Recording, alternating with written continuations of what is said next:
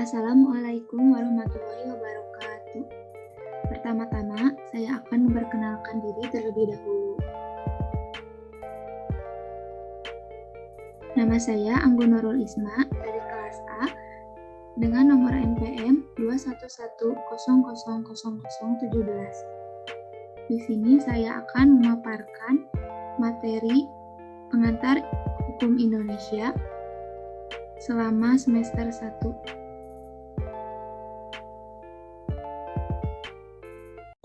Yang pertama, definisi dan peristilahan PHI. PHI adalah kepanjangan kata dari pengantar hukum Indonesia. Ada 3 kata dalam istilah ini, yakni kata pengantar mempunyai arti mengantarkan kepada tujuan tertentu, sedangkan yang dimaksud dengan kata hukum dan Indonesia mempunyai arti sebagai hukum yang berlaku di Indonesia. Dengan demikian, maka istilah pengantar hukum Indonesia dapat dimaknai sebagai memperkenalkan secara umum tentang hukum di Indonesia.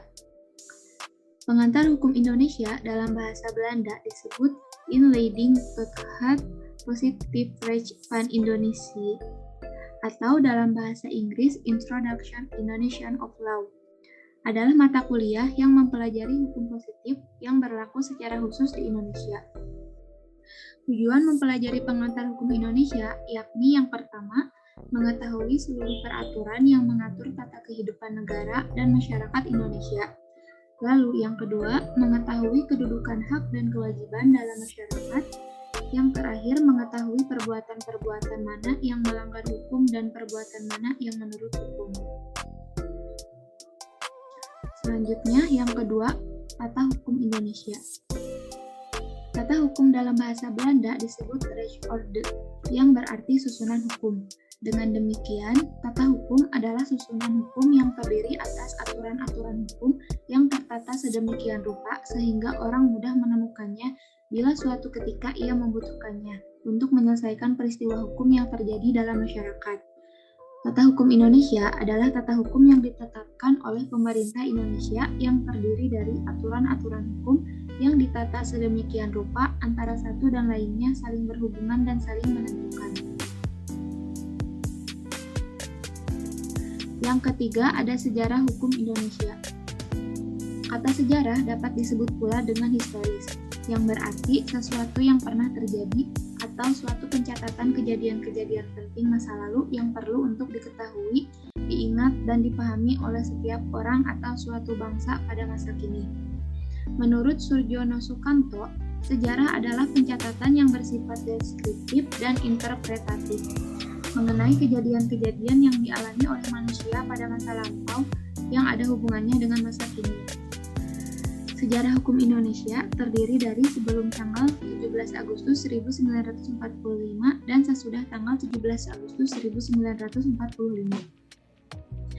Sejarah tata hukum Indonesia pada masa pra-kemerdekaan terdiri dari: pertama ada masa Verenigde Oost-Indische Compagnie atau yang sering kita sebut VOC pada tahun 1602 sampai 1799. Lalu yang kedua masa Besuijen-Regerings pada tahun 1814 sampai 1855.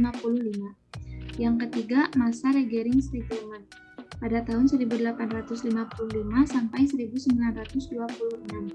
Yang keempat masa Indische Staatsregeling pada tahun 1926 sampai 1942. Yang kelima masa Jepang atau Osamu Seirei pada tahun 1942 sampai 1945. Sejarah tata hukum Indonesia pada pasca kemerdekaan terdiri dari: yang pertama, Orde Lama pada tahun 1945 sampai 1966. Yang kedua, Orde Baru pada tahun 1966 sampai 1998. Yang ketiga, ada masa reformasi pada tahun 1998 hingga sekarang. Yang keempat, ada Kabinet Bersatu. Yang kelima, Kabinet Kerja dan Indonesia Maju. Lalu yang keempat, sistem hukum yang berlaku di Indonesia. Sistem adalah suatu tatanan yang teratur atau suatu keseluruhan yang terdiri atas bagian-bagian yang terkait satu sama lain. Sedangkan sistem hukum adalah kesatuan yang utuh dari tatanan hukum yang terdiri dari bagian-bagian atau unsur-unsur yang satu sama lain saling berhubungan dan berkaitan secara erat atau terintegrasi. Sistem hukum yang berlaku di Indonesia antara lain, yang pertama, sistem hukum Eropa kontinental atau civil law, yang kedua, sistem hukum Anglo-Saxon atau common law, yang ketiga, sistem hukum adat, yang keempat, ada sistem hukum Islam, lalu yang kelima, sistem hukum kanonik atau gereja. Yang kelima, ada penggolongan hukum. Di sini, yang pertama, ada hukum berdasarkan bentuknya terdiri dari hukum tertulis dan hukum tidak tertulis. Lalu yang kedua, hukum berdasarkan wujudnya terdiri dari hukum objektif dan hukum subjektif. Yang ketiga, hukum berdasarkan ruang atau wilayah berlakunya terdiri dari hukum lokal, hukum nasional, hukum internasional, hukum asing, dan hukum gereja. Yang keempat, hukum berdasarkan pribadi atau subjek yang diaturnya terdiri dari hukum satu golongan, hukum semua golongan, hukum antar golongan. Yang kelima, hukum berdasarkan isinya terdiri dari hukum publik dan hukum privat. Yang keenam, hukum berdasarkan tugas dan fungsinya terdiri dari hukum material dan hukum formil.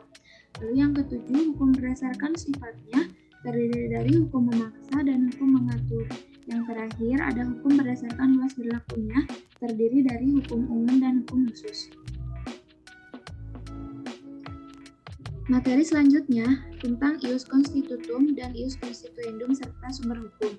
Ius constitutum atau disebut juga hukum positif adalah hukum yang berlaku dalam suatu negara pada suatu waktu tertentu. Hukum positif meliputi semua peraturan yang berlaku saat ini. Contohnya, Undang-Undang Dasar 1945. Ius constituendum adalah hukum yang dicita-citakan dalam pergaulan hidup negara, tetapi belum menjadi kaidah berbentuk undang-undang atau peraturan lain. Hukum ini belum berlaku karena masih berbentuk rancangan atau masih dalam tatanan wacana. Contohnya, rancangan undang-undang. Adapun sumber hukum, yang pertama, hukum undang-undang atau Wettenrecht, hukum yang tercantum di dalam peraturan perundang-undangan negara. Contohnya, Undang-Undang Hak Asasi Manusia.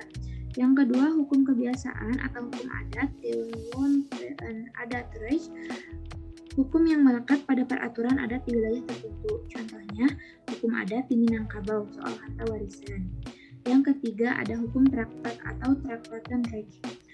Hukum yang ditetapkan oleh negara-negara melalui suatu perjanjian antar negara. Contohnya, UNCLOS atau Konvensi Hukum Laut yang disepakati sebagian negara besar di dunia. Yang keempat, hukum jurisprudensi atau Jurisprudentiarecht. Hukum yang dibuat oleh hakim dalam bentuk putusan hakim. Yang kelima, hukum doktrin. Hukum yang diambil dari pendapat ahli karena pengetahuannya luas. Contohnya, keterangan saksi ahli dari kalangan hukum di dalam pengadilan. Materi yang ketujuh yaitu tentang hukum pidana. Pengertiannya, hukum pidana dalam arti objektif atau ius poenale adalah sejumlah peraturan yang mengandung larangan-larangan atau suatu keharusan yang terdapat sanksi bagi para pelanggarnya. Ius poenale ini terdiri dari hukum pidana material dan hukum pidana formil. Pengertian hukum pidana dalam arti subjektif atau ius poenae adalah sejumlah peraturan yang mengatur hak negara untuk menghukum seseorang yang melakukan sesuatu perbuatan yang dilarang oleh hukum. Asas-asas hukum pidana terdiri dari asas legalitas, asas teritorialitas, asas nasional aktif, asas nasional pasif, dan asas universalitas. Materi yang ke-8 ada hukum perdata. Hukum perdata adalah ketentuan yang mengatur hak dan kepentingan antar individu dalam masyarakat.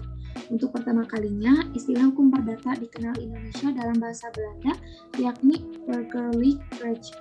Sumber hukum perdata dikodifikasikan dikenal dengan Burgerlijk Wetboek dan dialih bahasa menjadi Kitab Undang-Undang Hukum Perdata atau KUH Perdata.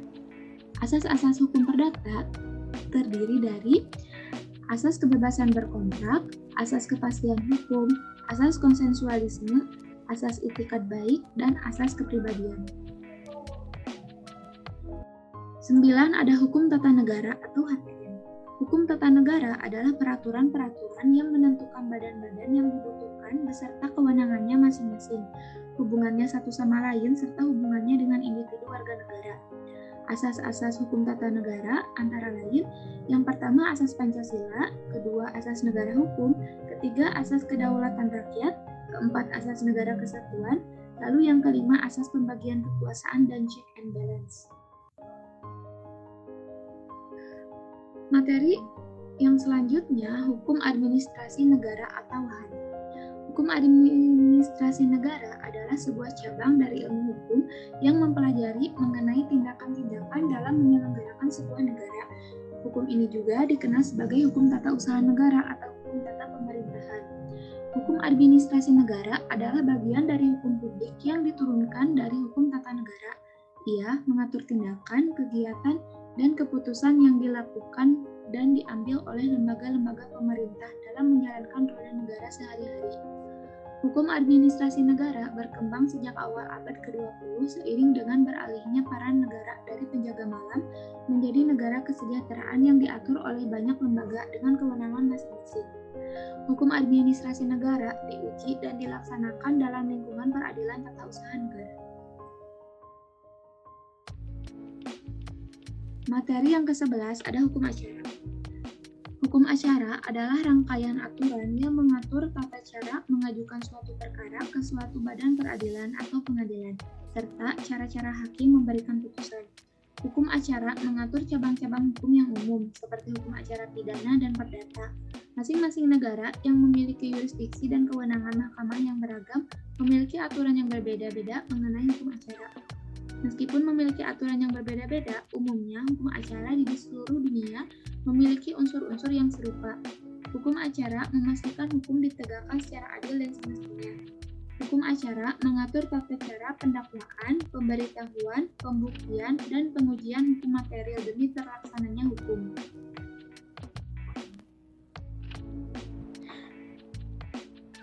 Selanjutnya, ada hukum dagang. Hukum dagang adalah ilmu yang mengatur hubungan antara suatu pihak dengan pihak lain yang berkaitan dengan urusan-urusan dagang. Definisi lain menyatakan bahwa hukum dagang merupakan serangkaian norma yang timbul khusus dalam dunia usaha atau kegiatan perusahaan. Hukum dagang masuk dalam kategori hukum perdata, tepatnya hukum perikatan. Alasannya karena hukum dagang berkaitan dengan tindakan manusia dalam urusan dagang. Oleh karena itu, hukum dagang tidak masuk dalam hukum kebendaan. Kemudian, hukum dagang juga berkaitan dengan hak dan kewajiban antar pihak yang bersangkutan dalam urusan dagang. Hukum perikatan mengatur hal ini. Itulah sebabnya hukum dagang dikategorikan ke dalam hukum perikatan. Hukum perikatan adalah hukum yang secara spesifik mengatur perikatan-perikatan dalam urusan dagang.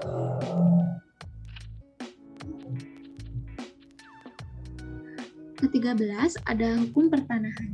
Menurut para ahli, yang pertama menurut Subekti dan R. Citrosudibyo, hukum agraria atau agraris dan res adalah keseluruhan dari ketentuan-ketentuan hukum, baik hukum perdata maupun hukum tata negara atau staatsrecht, maupun hukum tata usaha negara atau administrative recht, yang mengatur hubungan-hubungan antara orang, termasuk badan hukum dengan bumi, air, dan ruang angkasa dalam seluruh wilayah negara, dan mengatur pula wewenang-wewenang yang bersumber pada hubungan-hubungan tersebut.